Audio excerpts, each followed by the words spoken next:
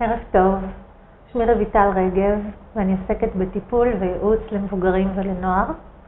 אני שמחה לראיין היום את אייל רגב, בעלי היקר, חוקר קבלה באוניברסיטת בר אילן ואיש רב פעלים בנושא איך תיראינה מערכות החיים בצורתן המתוקנת והתבסס על חוכמת הקבלה בעל הסולם. ערב טוב אייל. ערב טוב רויטל. אז אתה כמהנדס אלקטרוניקה, עם תואר שני בכלכלה ומנהל עסקים, שכיום נושא תפקיד של ראש תחום כלים מרחפים בתעשייה האווירית. איך בכלל הגעת מעולמות התוכן הגשמיים האלה לחוכמת הקבלה? טוב, האמת היא שזה מתחיל כמו, אני חושב שאצל כל אחד בילדות שלו, עם שאלות על העולם, לנסות להבין מאיפה באנו לעולם הזה, שאלות הכי בסיסיות של האדם. מה מטרת החיים בכלל, שמה אני חי. וככל שאדם גדל, שאלות האלה, אין אדם שזה לא עולה אצלו. ואגב, בדור הזה במיוחד. ואז יש כמה שאלות של מה מטרת החיים. זאת אומרת, ככל שמתבגרים אז מבינים את זה יותר. זאת אומרת, מה הבן אדם בא לעולם הזה, עובר את כל תמיד יש קשיים, כל הקשיים וכל התהליכים, בסוף מת. 70 שנה, 80 שנה, 120 שנה. מה התכלית של החיים? זו שאלה שמפעמת בכל אדם בפנים. רק כשאנחנו, ההורים שלנו די קיבלו לנו את זה כשהיינו קטנים. כל הילדים ככה. אין אחד שזה לא מתעורר אצלו. ואצלי באמת, השאלה הזאת הסיקה אותי, יש כאלה שמסיק אותם יותר, יש כאלה שפחות. והשאלה הזאת הבטא אותי כל הזמן, ומה זה אלוהים? אנחנו קוראים כל מיני מושגים של אלוהים שאנחנו עושים אותנו באיזשהו, מרבעים את זה באיזשהו קופסה קטנה, ואנחנו צריכים משם לנסות לפענח, ולפעמים זה מדכא לנו את החשיבה. וזה מצד אחד. זאת אומרת, ניסיון להבין את העולם, חקרתי פיזיקה קוונטית, חורים שחורים, לא נכנסתי בשביל לנסות לפענח את זה, עד אני זוכר שזה היה בתואר הראשון שלי, כשלמדנו חשבון דיפרנציאלי ואינטגרלי. אומרים כזה, לים שווה של x שואף לאינסוף, אבל מה זה אינסוף?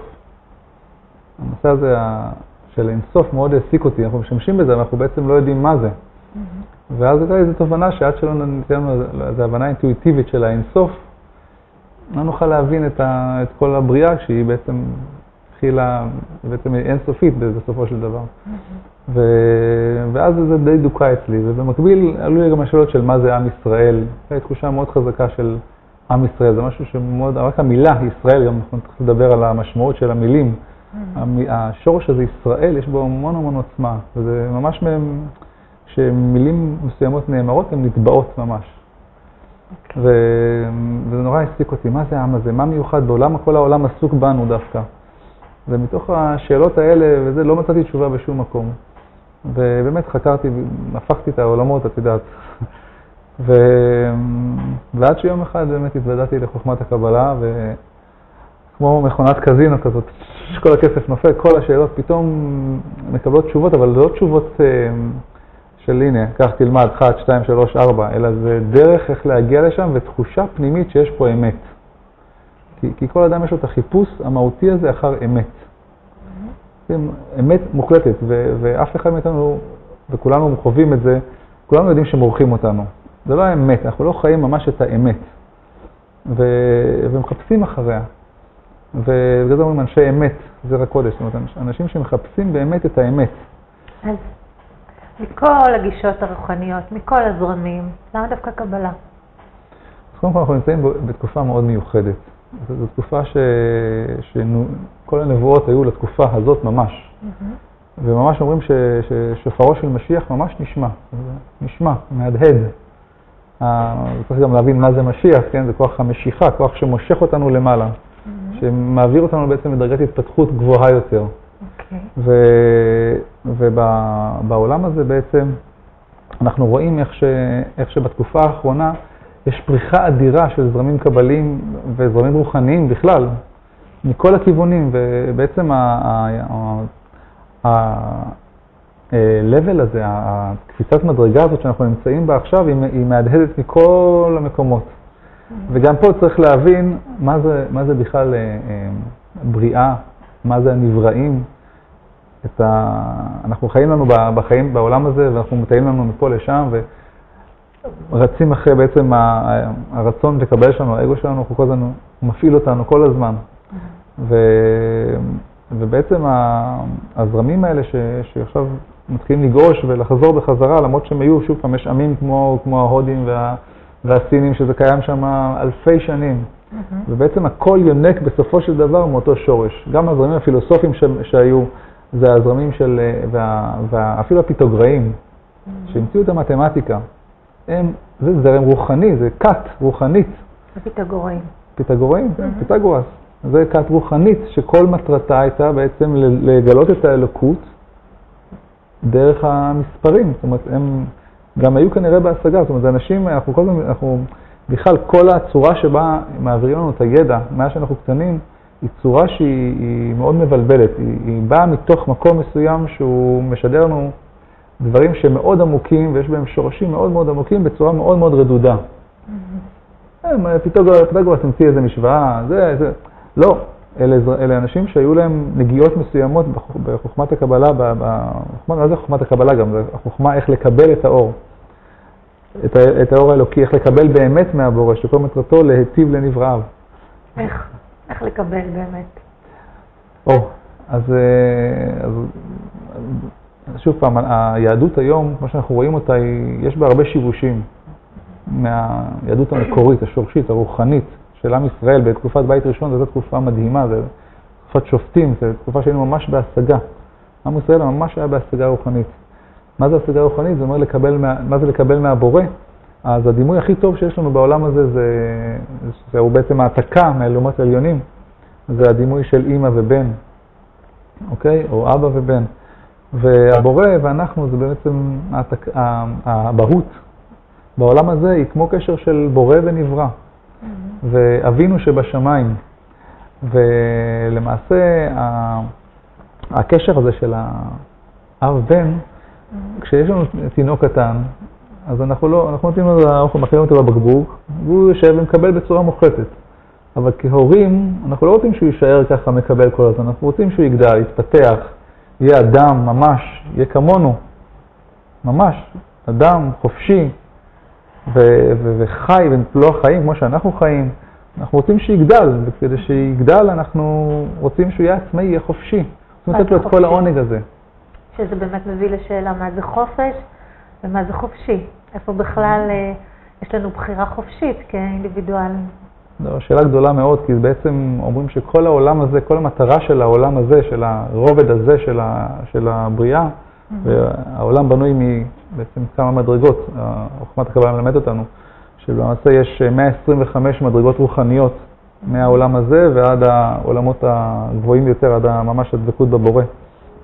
ואלה מדרגות שכולנו נצטרך לעבור אותם. למעשה גם ספר התורה, מבראשית ועד ישראל, זה בעצם תהליך שמתאר, זה בעצם לא ספר היסטוריה, זה ספר עתיד, של כל אחד ואחד, זה התהליכים שהוא יעבור מאז שהוא מתחיל לגלות את הרצון לדבקות בבורא, שנקרא רצון ישר אל, או נקודה שבלב, מאז שהוא מגלה את הרצון הזה ועד שהוא מתקדם, עד שהוא ממש משיג את הבורא. וזה מה שמוצפן למעשה בתורה. התורה היא בעצם צופן אחד גדול שמתאר את כל התהליך הזה. ומתוך התהליך העמוק הזה, בעצם אנחנו לאט לאט מגיעים לדבקות בבורא וליכולת לקבל ממנו באמת כיצור עצמאי. עכשיו, מה זאת אומרת?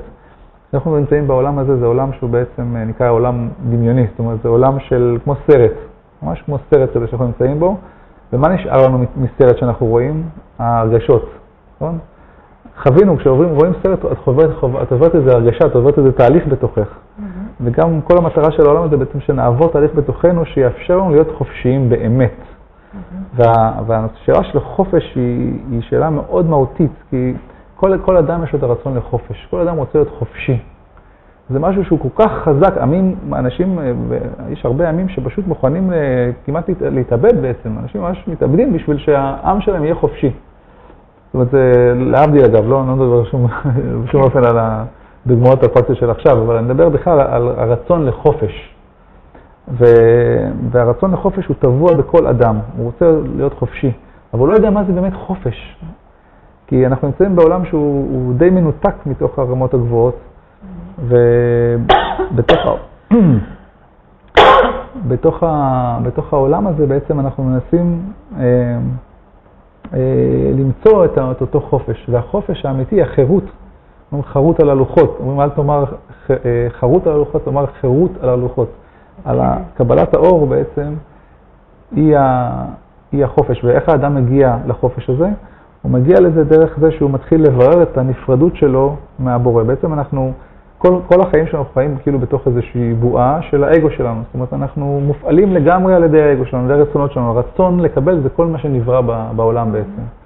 ומתוך הרצון לקבל הזה בעצם יש גם החומר רצון לקבל. רצון של הכי בסיסי, של שני תאים להתחבר זה לזה, להימשך זה לזה. זה גם כמו בזוגיות, אבל נדבר על זה אחרי זה. הרצון לקבל, הרצון להתחבר אחד לשני, ועד לרצונות של צומח, של חי ושל מדבר, של אדם. ומתוך הרצון לקבל את זה, בעצם יש עליו תיקון, זאת אומרת, אנחנו צריכים בשביל להגיע מתוך הרצון לקבל שהוא היש מאין היחיד של הבריאה, אנחנו צריכים בסופו של דבר להגיע להשפעה, לרצון להשפיע, רצון לתת, שזה תכונת הבורא. וזה על להיות גדול כמו אבא שלי, זה להיות כמו הבורא, ולהידבק בו ממש. להידבק בתכונתו, זאת אומרת, להידבק ביכולת להשפיע, לתת. ורק אז האדם נהיה חופשי באמת. רק שנייה, מתוך הרצון הזה, העצמאי, להידבק בבורא. זה כמו אהבה. זאת אומרת, בשביל להגיע לאהבה חופשית באמת ללא תנאים, שזה בעצם אהבה לבורא, האדם צריך להרגיש שהוא לא מרגיש את הבורא, את כוח הבורא. שהוא לא מורגש לו, בגלל זה אנחנו התנתקנו מהבורא. בעצם יש 3 מצבים, המצב הא' שבו היינו מחוברים דבוקים בבורא, והנפילה למצב של ניתוק מוחלט מהבורא, שבו בעצם נוכל בצורה חופשית לגלות אותו, ובבחירה חופשית לרצות להידבק בתכונה שלו. זאת אומרת, אתה מדבר על איזושהי השתוקקות להשגה של הכוח העליון.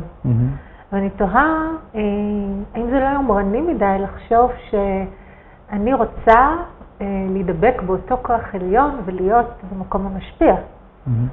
זה באמת רצון לקבל מאוד מאוד גבוה. זאת אומרת, הרצונות לקבל של העולם הזה הם מאוד מאוד קטנים. למה? כי הם סופיים.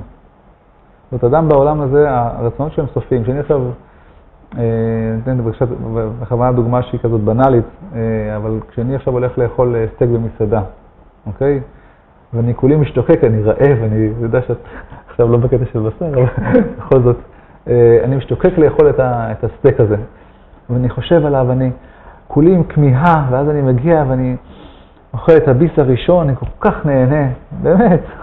ואז הביס השני קצת פחות, והביס האחרון כבר למה בכלל אכלתי, כואבת לי הבטן, וכמה כסף זה עלה, ככה כל רצון שלנו, זה רצון שהוא בעצם, אנחנו אומרים שזה כמו נגיעה, כמו לשים את האוכל בלשון ככה, וזהו.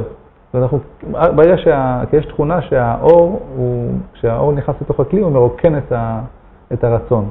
והרצון היא כל החיות שלנו. אם אין אדם שאין לו שום רצון לכלום, הוא מת. זה מוות. או דיכאון קשה, כן? מה שבפסיכולוגיה מוגדר כדיכאון קליני. אדם שאין לו שום רצונות. כן, שבעצם, זה בעצם כוח חיים, זה הרצון, זה הדבר שלעולם לא יתבטל. זה משהו נצחי שקיבלנו מהבורא. אבל מה?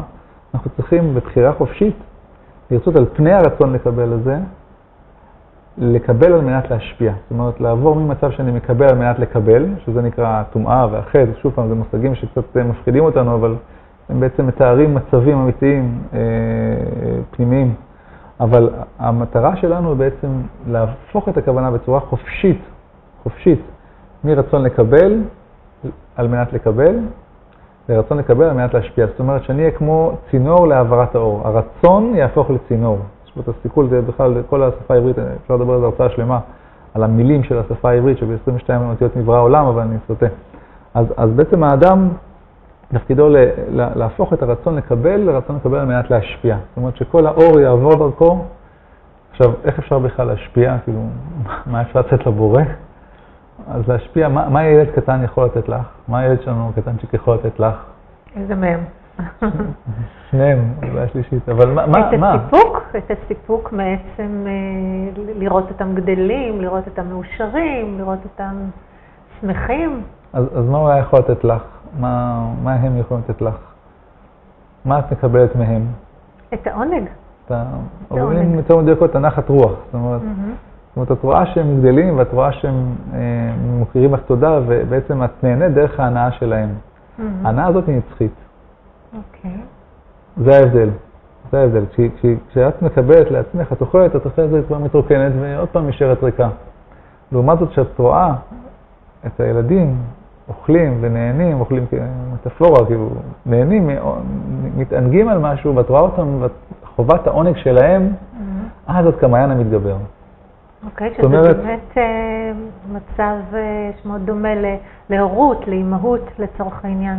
נכון, זה בעצם העתקה, זה העתקה, רק שהאימהות היא טבועה בך כטבע, כמו האלטרואיסטים, 10% מהעולם זה אלטרואיסטים, זה נמצא בהם מראש הרצון לתת, אבל בלי בחירה חופשית, אבל זה קיים, אחרת זה מה שמחזיק את העולם. אז אותו דבר גם כהעתקה, אצלך כאישה, זה נטוע בך בטבע שלך. אומרים שאחרת האימהות היו אוכלות את הילדים שכאילו, אם לא היה את הטבע הזה, זה משהו שהוא מושרש, אבל זה עדיין לא בחירה חופשית, אבל זה המקום הכי קרוב שאפשר ללמוד ממנו על הנושא של אהבה ללא תנאי. על הקשר עם הבורא בעצם. אתה אומר בעצם שהקשר שלי כאימא עם ילדיי, זה איזושהי העתקה, סימולציה קטנה, לקשר שלי עם הבורא. שלך מול הבורא? מול הבורא, כן. רק שבהיפוך תפקידים. ודאי, כן. כן. והזכרת קודם זוגיות. איך שם זה בא לידי ביטוי? אז בעצם האהבה של הבורא אלינו, בכלל הרצון שלנו הרי להגיע בסופו של דבר, התשוקה הפנימית, האמיתית של אדם, ושל, כאילו, מתוך הדבקות שלנו בתכונת הבורא, להגיע לאהבה נצחית מול הבורא. זאת אומרת, אומרים שהמצב המתוקן, בסופו של דבר זה, הנה מה טוב ומנעים, שבט אחים גם יחד. אחים עם הבורא. זאת אומרת, הבורא יסתכל עליך כמו אח. הנה מה טוב ומנעים, שבט אחים גם יחד. זאת אומרת, להגיע למצב שהנברא ממש כמו בורא. ובאותו רמה שהוא יכול להשפיע כמוהו. זה אף לא מדויק, אבל, זאת אומרת, לא מדויק, זה לא אנשים מדויק, אלא זה לא השפעה למען השפעה, לקבל על מנת להשפיע, כי אחרת אם לא תוכלי לקבל ממנו, אבל ההשפעה שלך לבורא היא הנחת רוח. אוקיי, זה כאישה מול גבר? אוקיי, אז התחלתי להגיד, אז בעצם יש כמה, האהבה של הבורא היא מכילה את כל סוגי האהבה בעולם. זה אהבה כהורה לילד, כילד להורה, כבן זוג לבת זוג, כרעים, כל הסוגים. הקשר אישה גבר הוא הקשר החזק ביותר, כי הוא בעצם יונק אומרים תמיד למען ייחוד קודשא בריחו בשכינתא. ייחוד הכוח שנקרא קדוש ברוך הוא, או זעיר אנפין, בנוק במלכות. אוקיי? הקשר הזה ביניהם, בעצם הזיווג הזה, בין האור לבין הרצון לקבל את האור, הוא שיש לו את הניצוצות הכי גדולים, זה אהבת אמת. אגב, גם בזוגיות תמיד מחפשים, תמיד יש חיפוש מתמיד אחר אהבת אמת. כל הסרטים הרומנים הכי חזקים מדברים על זה. מה זה אהבת אמת? אהבת אמת היא אהבה שאינה תלויה בדבר. זאת אומרת, זה לא המצאה שלכם, כולנו חשים, כל אישה במיוחד, היא מחפשת את האהבה ללא תנאי. היא תעשה את המוות לגבר שלה רק בשביל לדעת בתוך תוכה שהוא אוהב אותה ללא תנאי. אבל מה זה אהבה נכונה בין גבר לאישה? גבר הוא בעצם לא רק סימבוליות, אבל יש גם משהו מיוחד בגבר שיש לו תכונת השפעה, זה אור חסדים. אישה זה אור חוכמה, זה רצון לקבל. והזיווג המושלם זה זיווג שבו הגבר הוא בעצם משמש כערוץ אור של הבורא, שעובר דרכו ונכנס למלכות, לאישה. ואז האישה מרגישה את האור האלוקי בצורה הכי חזקה, ודרך הגבר שלה, ושהוא ממלא אותה בכל הרבדים מלמעלה, ועד בסוף גם לרבדים הכי גשמיים. זאת אומרת, אתה האמצעי שלי לקבל את האור העליון? אני במצב המתוקן שלי, הוא הערוץ להעביר לך את האור. מה הכוונה במצב המתוקן? המצב שבו אני באמת בדבקות עם הבורא, בדבקות לתכונת הבורא, שאני ממש כמו הלבנה מול השמש. זאת אומרת, השמש עוברת מאירת הלבנה, והלבנה מאירה את הארץ בחושך שלה, בתקופת החושך שלה. אוקיי, אז אישה שהיא לא בזוגיות? אישה שהיא לא בזוגיות, אז היא מקבלת את זה, יכולה לקבל את זה גם מסביבה גברית. זאת אומרת, כל אישה שהיא גם לא בזוגיות, יש לה איזה צורך מאוד מאוד מהותי לסביבה גברית. לאיזשהו קשר עם העולם הרחב. זה לא שאישה היא לחלוטין רצון לקבל ואדם גבר, לא. בכל גבר יש גם את זה וגם את זה, בכל אישה יש גם את זה וגם את זה, אבל במינונים אחרים. ובכל זאת זוגיות נכונה, גם יש נשים שיש להם באמת גבריות מאוד מאוד חזקה, שהם לא הרבה, זה לא הרבה, זה מעט, אבל יש כאלה, ושם באמת הקטע הזה הוא יותר דומיננטי, החלק הגברי, הזעירנטין הזה, נותן הוא יותר דומיננטי, הרצון לתת יותר דומיננטי, אבל בכל זאת היא אישה, זאת אומרת, בכל זאת רוב החלק שבה הוא רצון לקבל, והרצון לקבל בצורה מתוקנת את האור הנצחי. עכשיו, שוב פעם, אנחנו מאוד מתבלבלים, כי אנחנו חושבים רצון לקבל, עכשיו חושבים על אוכל, על מכוניות ספורט, על לא יודע, מאכוף ומסאז', לא יודע, מה שכל אחד לפי הרצונות שלו. אבל כשמדברים על רצון לקבל בחוכמת הקבלה, מדברים על רצון לקבל האמיתי. על קבלת האור. הנצחי. מה זה קבלת? מה זה אור? אור זה שהוא נצחי והוא שלם. שלום זה מלשון שלמות, השלום בעולם. זה מלשון שלמות, לא לתת שטחים לפלסטינים. שלום זה מתוך להגיע לשלמות עם תכונת הבורא. וכשנדבקים בתכונה הזאת של הנתינה, כשאדם הוא נותן ממש כמו הבורא, ב100% על כל הרצונות שלו, כל תרי"ג הרצונות שלו, אז באותו רגע הוא בעצם דבוק בתכונת הבורא, והוא יכול להרגיש את הנצחיות של העולם, הוא מרגיש את עצמו כנצחי. זה מה שהבורא רצה את עצמו, אנחנו יושבים, לפעמים אני מדמיין את זה כמו לבן אדם שיושב בתוך צינוק בכלא, ויש לו איזה חלון קטן כזה למעלה של אור, והוא כל הזמן מסתכל עליו ואומר, איזה יופי, יש לי את החלון הזה, והוא לא מבין שהוא בעצם בתוך צינוק. ואז הוא אומר, בוא, צא החוצה לכל העולם, תראה, הוא אומר, לא, אבל יש לי את החלון הזה, אני לא רוצה לוותר עליו. אז זה נקרא באמת להגדיל את הרצון לקבל. כשלא מתחילים ללמוד את חוכמת הקבלה וקוראים את הטקסטים האלה, את ספר הזוהר, את ספר היצירה, את כתבי בעל הסולם, את תלמוד 10 הספירות, בספרים האלה גם יש שם ספרות עתיקה יותר, יש ספרות ענפה, קבלית. המלאך רזיאל, שזה ספר הקבלה הראשון, של אדם הראשון, יש פה, זה ספרים שיש בהם אור מאוד מאוד חזק. גם בתורה יש אור חזק, אבל הוא נסתר עדיין. יש בו, זה ברבדים שרק מקובלים, רק אנשים בהשגה, קוראים בתורה והם מרגישים באמת את האור בצורה, אגב, החזקה ביותר שלה. אבל בגלל שהתורה היא מוצפנת, היא כאילו עדיין, זה רובד שעדיין מרחיק מאיתנו, כי אנחנו נדבקים לכל הסיפורי ילדים שיש שם, ואנחנו שוכחים את ואנחנו, לא, אבל זה בכוונה ככה, כדי שאדם משוחרר מזה. ואני ככה חושבת על ההיבט שאולי יכול להישמע מאוד שוביניסטי, שאני צריכה גבר כדי להרגיש טוב. אני חושבת ככה, עולות לי כל מיני חברות, כל מיני מטופלות בראש, למה אני לא יכולה להיות במקום הנותן, להיות במקום אולי אפילו הרודף? רודף אחרי הגבר? למשל, כן. לחזר, למה לא? למה אני צריכה להיות פסיבית? אני חושב שגם כל מי שאומרת את זה, בתוך תוכה, יודעת את התשובה. שהיא? יודעת שזה לא נכון לה. כי בסופו של דבר, באמת, מה זה דבקות באור אלוקי? זה בכל העונג הכי מושלם שאפשר לקבל. זאת אומרת, זה לא משהו שבא להפוך אותך לאומללה יותר, או זה בא לעשות אותך מאושרת יותר. רק שאנחנו עובדים בניגוד הטבע שלנו, וחוכמת הקבלה בעצם מלמדת את הטבע האלוקי. את לומדת, את קוראת ואת לומדת, וזה לא לומדת, את חובה. הטקסטים האלה בנויים בצורה ממש כמו קסם. זה כשנדבקים בהם, כשקוראים בהם, כשחווים אותם, אגב לא דווקא דרך הטקסט, אפשר גם דרך מוזיקה, נשים זה אצלם הרבה יותר טבעי. דברים צריכים את הלימוד, את הקריאה, את היגיעה. אצל נשים זה הרבה יותר פשוט. זאת אומרת, אני אומר לאישה, תהי אישה, תהני מהנשיות, מהעוצמה הנשית שלך. אוקיי. אל תנסי להיות כמו גבר. זאת אומרת, זה גם, כשמישהי מנסה להיות כמו גבר, היא כאילו מזלזלת בנשיות. אוקיי? זאת אומרת, להפך, תהי עם עוצמה נשית, זה דבר אדיר, זה משהו שלגבר אין אותו. אישה מחוברת לרוחניות הרבה יותר, היא חשת את העולם הרוחני בצורה הרבה יותר חזקה מאשר גבר. כי זה הרבה יותר טבעי אצלה. גם יש כזה דימוי של נשים, זה כמו עיגולים, כמו מעגלים. זאת אומרת, האישה שורה, היא שורה תמיד, היא נמצאת ככה במעגלים, אבל וגבר זה כמו חץ כזה, שמכוון תמיד למטרות, יש תמיד מטרות. תחפי את זה. ואישה שאין לה את החץ הזה, אז היא משתת לה שם ככה בעולם, עבודה לה שם בעולם,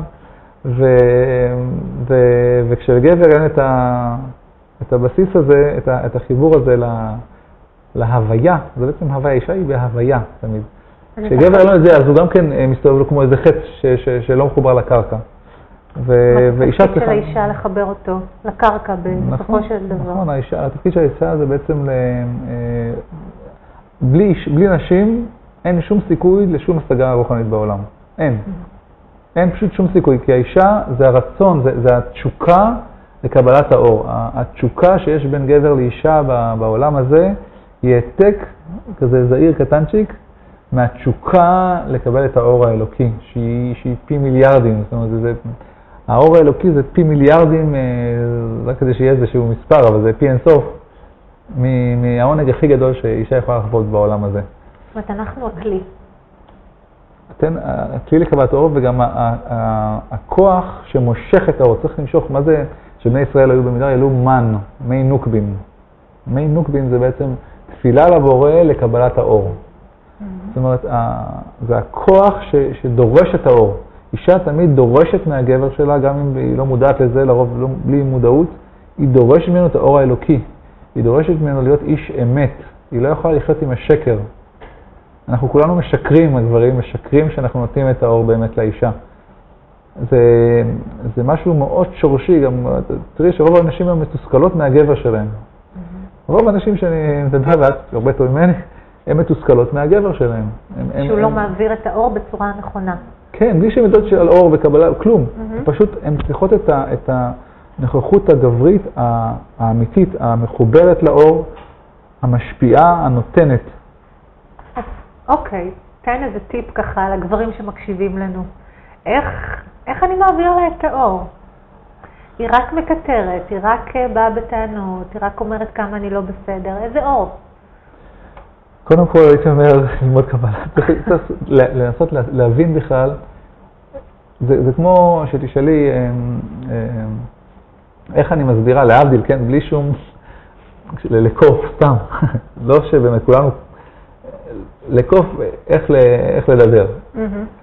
קודם כל תתאמן אותו להיות אדם. זאת אומרת, מה זה אדם? אדם זה מלשון דומה לבורא. דומה לעליון. דומה לעליון, דמיות. אוקיי? משם מגיעה המילה אדם. ואיך אני באמת אהיה קרוב, איך אני בכלל, תבין כל איפה אתה נמצא. התחלתי להגיד לפני זה שהאדם הוא רצון לקבל, והוא חי בתוך הרצון לקבל את זה, ועד שהוא לא מודע לזה, אז הוא לא חושב שיש משהו מחוץ לזה. זאת אומרת, אני זה רצון לקבל, נקודה. זהו, אני לא מכיר משהו חוץ מזה. עד שאני מגלה פתאום שיש שני חלקים, בעצם יש את החלק לקבל, ויש את החלק העליון, את החלק אלוקא ממעל, את האל שבי. וגם כשאנחנו קוראים את התפילות היהודיות, כל פעם אנחנו מדברים ומברכים את הבורא, ברוך אתה עלינו מלך העולם, מה, אנחנו צריכים לברך אותו? למה? אנחנו מדברים בעצם עם החלק העליון שבנו, כי הבורא בעצם, מה זה בורא? בורא זה החלק העליון שנמצא בכל אחד מאיתנו, מוטבע בנו מלמעלה. בכלל כל חוכמת הקבלה מדברת רק על מה שאנחנו יכולים להשיג בתוך הרצון לקבל שלנו. לא חס ושלום על משהו שמעבר לזה, על עצמותו של הבורא, לא כתוב בשום ספר קבלה, בשום מקום בעולם, לא כתוב על זה בשום מקום, כי אין לו שום השגה. כי אין לו מקום ולא שם, ואי אפשר להשיג אותו. בזמן התיקון יש איזשהו מושג של האלוקות, אבל אנחנו לא מדברים עליו אף פעם. כל הדיבור שלנו, כל השמות של הבורא, זה בעצם שמות של דרגות השגה שלנו את האור העליון. אז בחזרה לאותו גבר שלא מבין מה אשתו רוצה או מה בת הזוג שלו רוצה. אז היא רוצה שהוא יהיה איש אמת, היא רוצה שהוא ייתן לה באמת. מה זה ייתן לה באמת? יעשה קניות, ינקה, יסדר, ישכיב את הילדים לישון? מה זה ייתן לה? שכל כוונתו היא על מנת להשפיע נחת רוח ועל מנת לתת. אתה מדבר על הכוונה. הכוונה, בדיוק. זה השורש של הכל, הכוונה. ואין חוץ מזה שום דבר. חוץ מזה רצון וכוונה, על הרצון אין שום דבר בעולם. אוקיי? אין שום דבר. וכל תכלית הבריאה היא שהאדם יגיע למצב שהוא מקבל את כל העונג האלוקי. מטרת הבריאה היא להיטיב לנבראיו. חשוב להבין את זה. מטרת הבורא להיטיב לנבראיו. לא פחות ולא יותר. לגלות את כל שמותיו ופעולותיו וכינוייו וכך הלאה, בשביל שהבורא, שיהיה עונג, שיהיה קשר אהבה נצחי, אמיתי, שלא תלוי בכלום בין האדם לבורא. והקשר בין גבר לאישה זה אותו קשר בין האור העליון שנכנס לרצון לקבל אותו בצורה נכונה, בצורה שהיא נצחית, שהיא כמעיין המתגבר. זה נהר יוצא מעדן וממלא את הגן, זאת אומרת, ומשקיע את הגן, והתחושה הזאת של זרימה אינסופית, שבו הנתינה היא לא, אתה לא לוקח לעצמך כלום, אפס. כל הרצון לקבל שלך הוא רק על מנת לתת נחת רוח לבורא. כל הרצון לקבל שלך כאישה היא למען שאני אוכל להשפיע לך. זה הקשר שלך, זה העוצמה שלך מולי, והעוצמה שלי מולך היא אותה יכולת להעביר את האור הזה. וכל ניסיון לטשטש את זה ולהגיד, גבר אישה, מה ההבדל?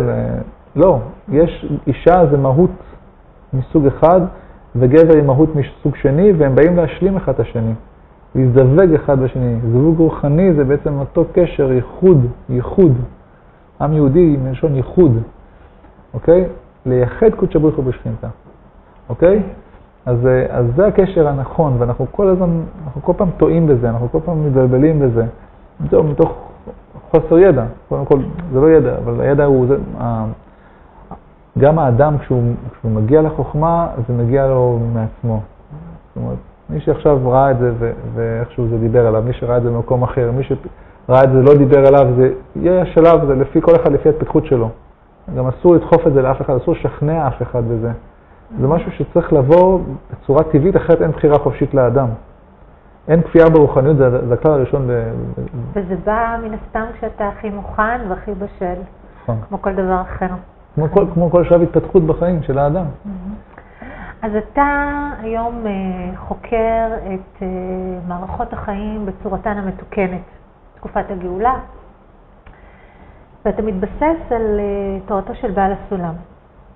מי היה בעל הסולם? אז אי אפשר לדבר על קבלה היום בלי לדבר על בעל הסולם. צריך להבין איזו זכות זאת שבעצם הוא הגיע בדורנו. יש תמיד איזו נשמה אחת, שנשמה עליונה שהיא מלווה את כל הבריאה, מתחילתה ועד סופה. שהיא הייתה נשמת אדם הראשון, אדם זה לא ההומו ספיאנס הראשון, זה הראשון שהיה דבוק בבורא, שבעצם המקובל הראשון. שהוא? אדם הראשון. וזה נקרא אדם הראשון. זה הראשון שנדבק באלוקות. ואחריו אברהם אבינו, יש את נוח ויש את אברהם אבינו, ואחרי אברהם אבינו זה משה רבנו, ואחרי משה רבנו זה רבי שמעון בר יוחאי, ורבי שמעון בר יוחאי אחריו זה הארי הקדוש, גלגל כל פעם בתוך גוף של נשמה אחרת, ובעצם והגלגול האחרון שלו היה בעצם אצל בעל הסולם, שהוא גלגולו של הארי. הארי לפני שהוא הלך לעולמו, שהארי בעצם היה גם דמות מדהימה, זאת אומרת, זה באדם שבשנה וחצי הגיע פה לצפת בתקופה שהיו פה הפריחה הכי גדולה של המקובלים, שהייתה אי פעם מאז חורבן הבית בארץ ישראל. איזה תקופה? לפני 500 שנה בצפת. ובעצם היה פה, ממש היו פה הרבה מאוד מקובלים גדולים, ורבי קורדיברו שהיה מקובל גדול ומבוגר, ובא אליו הארי בן 37, אחרי שבועיים הוא ירד מהכיסא ואמר עכשיו אתה הרבי. איזה זכות. ובמשך שנה וחצי הוא לא כתב כלום, הוא כתב, יש איזה כתב אחד שהוא כתב, אבל הוא לא כתב כלום, הוא פשוט בעצם תיאר את כל מבנה העולמות הרוחניים, את כל הקבלה בצורה מאוד מאוד עמוקה כמבנה ממש פיזיקלי, מורכב וסגור על עצמו ומובנה, וברמה שאני למדתי את הפיזיקה הכי מורכבת שיש, אין בכלל מה להשוות, זה הרבה יותר מורכב והרבה יותר שלם ומדהים. ודרך אותו מבנה בעצם, מבנה השורשי של הבריאה, בצורה שהיא מופשטת ממושגים גשמיים שיכולים לבלבל אותם, כמו בספר הזוהר, יש המון בלבול. בגלל זה גם בעל הסולם תכף נדבר על זה, פירש בעצם את ספר הזוהר. אז הארי, לפני שהוא הסתלק, הוא כבר בגיל 38, 39, 38, הוא הלך לעולמו. אז לפני שהוא הלך לעולמו, שאלו אותו, מה יהיה עכשיו כשאתה הולך לעולמו? הוא ידע, מקובל תמיד יודע שהוא הולך לעולמו, מתי הוא הולך. אז אמרו לו, מה נעשה כשתסתלק? אז הוא אמר להם, אל תדאגו, אני עוד יחזור. אמרו לו, איך נדע שתחזור? אז הוא אמר, זה שיפרש את כל הכתבים שלי במלואם, תדעו שזה אני. ובאמת בא בעל הסולם ופירש את כל כתבי הארי, את כל ספר הזוהר, 23 כרכים עם פירוש הסולם, ועוד כתבים רבים, פתיחה חוכמת הקבלה וכל ההקדמות וכל המאמרים, ובעצם הוא זה שהביא את הבשורה שהגיע הזמן של גילוי חוכמת הקבלה. באמת הייתה נסתרת עד אז ובכוונה, וככה היה צריך להיות. כי לא היינו מוכנים לה. כי עוד לא היה מוכן הדור. ובעל הסולם בעצם בישר את הרגע שבו הגיע הזמן לגלות את חוכמת הקבלה. ולמעשה משנת, גם מבית, זה משנת 96, בספירה הנוצרית, כן? משנת 96 בעצם יש מין שינוי, ממש. ואם מי שינסה קצת לשים לב לזה, באמת חל שינוי מאוד גדול בכל התפיסה שלנו את החיים. נהיינו הרבה יותר ציניים, הרבה פחות מאמינים, גם תסתכלו פה בארץ, כל המפלגות, הייתה פלגנות מאוד גדולה, פתאום לאט לאט כאילו לא מאמינים לאף אחד, הכל אותו דרק. כבר אין סיבה לדבק לאיזה צד אחד, הכל לא טוב. זה שלב מאוד חשוב ומאוד משמעותי, שהוא הכנה טובה לשלב מאוד מאוד גדול שאנחנו נמצאים בפתחו ממש היום. ובעל הסולם באמת הגיע למדרגה הכי גבוהה, יש 125 מדרגות של רוחניות, למדרגה העליונה ביותר, לגמר התיקון. ומתוך גמר התיקון, מתוך המדרגה הגדולה, העליונה הזו שהוא דבוק ממש בבוראו, ואומרים שמקובלים שנמצאים במצב הזה, הם לא רוצים, אין שום סיבה לרדת משם בראייה אפילו רוחנית. אבל הכאב שלו היה כל כך גדול על חוסר היכולת להעביר את האור, והוא גם היה פה בתקופת השואה. זה שהוא ביקש ממש לרדת עד לעולם הזה, עד לרמה הכי נמוכה של העולם הזה ממש לרדת ממדרגתו בשביל להיות מסוגל להעביר את החוכמה. כי מי שנמצא באותם עולמות עליונים קשה לו מאוד להעביר את השפה הזאת. הוא נמצא כל כך מנותק מהעולם, אין לו אפילו שפה להגיד את זה. ומתוך המקום הזה הוא בעצם נתן לו את כל החוכמה, פתח אותה, הוא פירש את כל ספר הזוהר שהוא מאוד בלבל, הוא יצר המון בלבולים, כי אנשים קראו את זה כפשוטו. ובעצם בעל הסולם חידד ועשה את זה בשפה רציונלית שהיא מתאימה לדור שלנו. הדור שלנו זה דור רציונלי. אפילו אנשים שהם הכי מחוברות לאינטואיציה, הם רציונליות היום. ברצינות. אפילו נשים, אולי את עוד לא, אבל אפילו נשים פעם היו להם, יש לי אישה אינטואיציה כל כך חזקה, כל כך מחוברת לטבע, שהיא רק תיתן לעצמה להקשיב לה, והיא יודעת הכל. אני, שיש לי לוגיקה, אני איש לוגיקן מאוד חזק. יש לי יכולת לוגית מאוד חזקה, תמיד האינטואיציה שלך מנצחת. תמיד האינטואיציה שלך יותר נכונה. למה? כי את נותנת לה. לצאת. אבל בעצם בעל הסולם שהוא רציונליסטי צריך להעביר את זה בצורה רציונלית, שאנשים יצליחו, שיהיה איזשהו קשר איתו, שיוכל להידבק בזה. בעצם פירש את כל ספר הזוהר ובשפה הקבלית. אוקיי? וכתבי הארי שהיו מעורבבים, כתבי הארי בעצם כתב אותם חיים ויטל ובנו ונכדו, הם בעצם כתבו בצורה די לא מסודרת, ממה שהם שמעו מדבריו. גם כן, יש לנו בספרי כזה, זה 8 שערים ועץ חיים וככה, שזה תיאור כל העולמות הרוחניים, אז הוא לקח וסידר את זה, ותלמוד 10 הספירות, שהוא תהליך מובנה של ההתפתחות הרוחנית של אדם, כמקביל לתהליך הלידה של אדם, שיש לו את הזיווג, את העיבור, את היניקה ואת הגדלות. ודרך אותם מצבים, בעצם מצבים רוחניים פנימיים של העולם, וכלל ופרט שווה, צריך לזכור את זה גם. זאת אומרת, כל דבר, הפרט שלו כפרט וככלל הוא אותו דבר. ומתוך אותה תובנה הוא בעצם הצליח להוריד את זה למטה, וכל אנחנו רואים פריחה אדירה של הקבלה, כולם כמעט מבעל הסולם. בכל מיני זרמים, כל מיני כיוונים, אבל בעל הסולם בעצם אמר שאך ורק בהתפשטות חוכמת הקבלה ברוב עם נזכה לגאולה השלמה. ומצווה, עכשיו זה מצווה להעביר את חוכמת הקבלה. פעם זה היה איסור, היום זה חובה.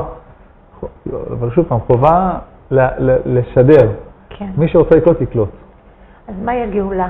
איך נדע שהגענו אליה? אז קודם, אז עכשיו נדבר על באמת על מה שנושא המחקר שלי בעצם.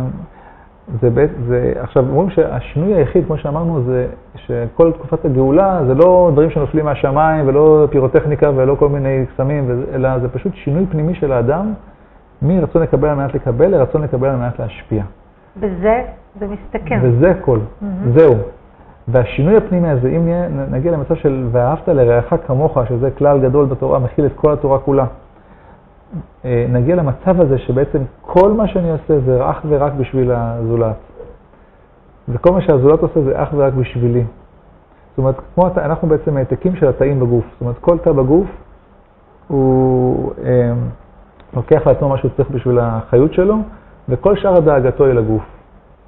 ואז כל הגוף נהנה, גם כל תא יש את הידע, יש את ה-DNA, יש את הידע של כל הגוף. כל תא מרגיש מה שכל הגוף מרגיש. וכשאנחנו נגיע למצב הזה, רק כשנוכל להיות מתוקנים, זאת אומרת, רק אז נוכל להגיע למצב שאנחנו באמת, כל כוונתנו לתת, ובשביל זה הייתה שבירת הנשמות, שכל אחד יוכל לתת, נוכל בעצם לדמות את תכונת הבורא אחד כלפי השני. ומתוך המצב הזה בעצם, תחשבי שאת עכשיו הולכת לסופר, וכל מי זה רק רוצה לעשות לך טוב, אתה הולכת לביטוח לאומי, רק רוצים לעשות לך טוב. באמת, כל כוונתם, באמת, רק לעשות לך טוב, מתוך אהבה, כי גם את חלק מהבורא, גם את חלק מהם, אתם באותו גוף רוחני ביחד.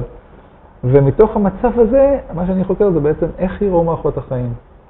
איך תראה כלכלה? צריך כסף? לא צריך כסף. איך לכל אחד, ובעצם כשאנחנו מסתכלים, יש לעולם את כל מה שצריך, שכולם יהיה שפע, יש שפע אדיר בעולם. יש אוכל לכולם, יש מים לכולם, יש אין סוף, בכלל, כל מה שבא מהבורא הוא אין סופי. יש בו שפע אין סופי, יש בו אין סוף שמש, אין סוף אוויר לנשום. אין סוף מים, הכל מתחדש, יש פוריות ההתחדשות של הטבע היא כל הזמן מתחדש. אין סופי. גם העתק של האינסופיות זה בזה שאנחנו מביאים ילדים ונכדים וככה עד אינסוף. ומתוך המצב הזה, כשאנחנו עכשיו, אני משווה בין המבנים הרוחניים לבין כתבי בעל הסולם על הדור האחרון. יש לו כתבי הדור האחרון שבעצם הוא מנסה איך תראה חברה מתוקנת. ואני משווה בין אותם תיאורים רוחניים בסיסיים, אותו פיזיקה בסיסית, לבין אותם תיאורים ברמה של העולם הזה, ומפתח אותם טיפה לראות למה אפשר להגיע, איפה יש סתירות, איפה יש סתירות, וכמובן צריך לראות, כי כמו שיש סתירה, סימן שיש איזו תגלית חדשה, ולברר אותם. ומתוך בעצם המטרה שלי לעשות עכשיו יש לנו איזשהו אור קטן בקצה המנהרה, אז אני רוצה פשוט לנסות להעיר לנו איך זה ייראה. שנוכל לדמיין לעצמנו איך זה ייראה, ומתוך התמונה הטובה הזאת שתהיה לנו מול העיניים, זה יעזור לנו, אני מקווה להתקרב, לרצות את זה. כי קשה לנו מאוד לדמיין איך זה ייראה. כמובן שגם כל מה שיהיה כתוב זה לא בדיוק איך שזה, אף אחד לא יודע איך זה בדיוק. אבל אפשר לנסות לתאר לעצמנו את מערכות החיים, אפשר לנסות להשוות את זה למגמות שקיימות היום, ומה המגמה שהיא בכיוון שבאמת הולכת למצב הזה, למצב הנכון, ומה לא. ומתוך המצבים האלה בעצם זה מין אור כזה להעיר. הלוואי. אז לסיום אנחנו נשמע את אחד מניגוניו של בעל הסולם, שהוא בעצם בין השאר גם קיבל או כתב מוזיקה קבלית. כן, אז אנחנו צריכים גם להבין שהקשר היחיד בין העולם העליון לעולם הגשמי זה הקשר של הדיבור. הדיבור האלוקי, ויאמר ויהי. ועוד יותר מזה, דרך המוזיקה. ובעל הסולם עשה המון דברים. הוא גם התחבר לתדרים העליונים של הבריאה, שיש ממש ניגון כל הזמן, שירת המלאכים, ניגון שכל הזמן נמצא ברקע, ומתוך החוויה שלו הוא כתב לחנים. מתוך ההשגה הרוחנית שלו. כן, ממש מתוך ההשגה הרוחנית שלו, הוא פשוט הרגיש את המוזיקה הזאת, ולמד תווים בשביל זה, רק כדי שנוכל לקבל את זה. וכתב את זה בצורת תווים של אוסף של נעימות, חלקן הם בעצם, הארי כתב מילים לכל מיני שירים, רק את המילים, ושהם מאוד מאוד גבוהות, תהליכים גם פנימיים מאוד רוחניים, ובעל הסולם כשהוא נדבק באותם תהליכים, הוא הרגיש את המוזיקה שמגיעה איתם. והוא פשוט כתב אותם, וזה לחנים שמי ששומע אותם ומרוכז בהם, חוויות שהוא עובר הן מדהימות. וזה ממש חיבור עצמתי מאוד לתדרים הכי עמוקים של הבריאה. אני מתפלל שיום אחד יעשו את זה ממש עם תזמורת גדולה. עכשיו זה כזה, יעשו את זה ככל יכולתם של אנשים שהצליחו לעשות, אבל עם תזמורת, אז יש פה עוצמה אדירה, יש פה רטט מיוחד. ויש הרבה אנשים שלא רוצים לשמוע כלום, אל תספר להם על חוכמת הקבלה, אל תדבר איתם על כלום, פשוט תן להם להרגיש. רק לספוג את זה וזהו, כי חוכמת הקבלה זה משהו שנספק, צריך להשיג אותו. עד שלא משיגים אותו באמת, אז זה לא נקרא שלמדת את חוכמת הקבלה. אוקיי, אז תודה רבה אייל. תודה רבה לך אשתי, כיף שאשתי מראיינת אותי. גם לי.